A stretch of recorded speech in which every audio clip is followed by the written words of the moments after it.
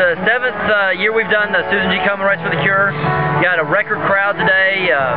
Just blessed to have great weather for a 7th year in a row and have everyone out here walking for such a wonderful cause. We've got a lot of survivors here. We've got a lot of supporters and co-survivors here. We're just glad to get the word out about breast cancer. What was the old record? Last year the record was 5,800. And what are you going to have this year? We're going to be right at 6,000.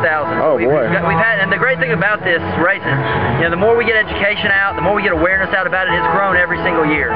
So our goal of fundraising this year was $500,000, and we're going to be right at $500,000 in fundraising this year, which means 75% of that stays here, and we're going to be able to fund that back into our community grant system. Last year we were able to grant $345,000, and we hope we can grant more than that this year so that the underserved women can get access to the mammograms that they need. There's a survivor recognition at 2 o'clock.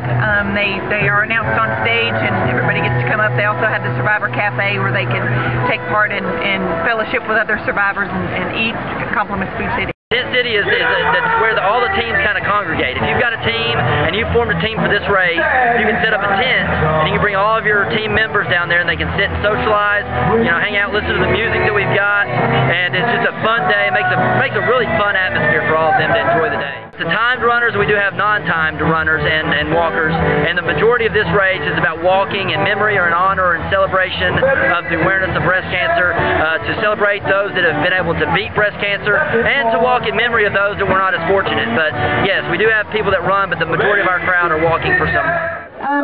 Let's think a little bit about why we're here.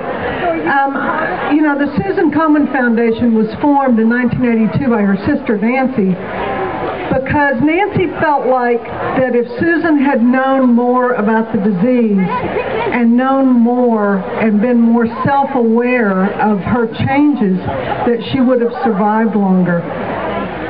That was the goal that she set out with years and years ago, to say, let's make women aware of breast cancer. Let's make the communities aware. Let's support them. But you know where our big downfall is? It's not in the research, it's not in the treatment, it's not in the things that we can do. The fact remains that only half of the women that are eligible for mammograms between 40 and 85, half of the women get annual mammography. We've got to get out there and tell our sisters. We've got to get out there and push. Mammograms save lives. Why? Because it finds it earlier, and I don't have to do as much. And personally, rather than being an oncologist that takes care of advanced disease, I would rather be doing something else. I'd rather be out of a job. So please retire me early, okay? Let's get out there and pass the word, and we do it by events like this.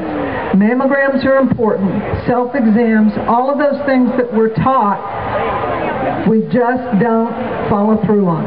I want to end this by saying that this day, from my perspective, is done in support of all those patients that I've had who have been diagnosed with this disease, fought back and won, and also dedicated to the memories of those that fought and lost. Thank you very much.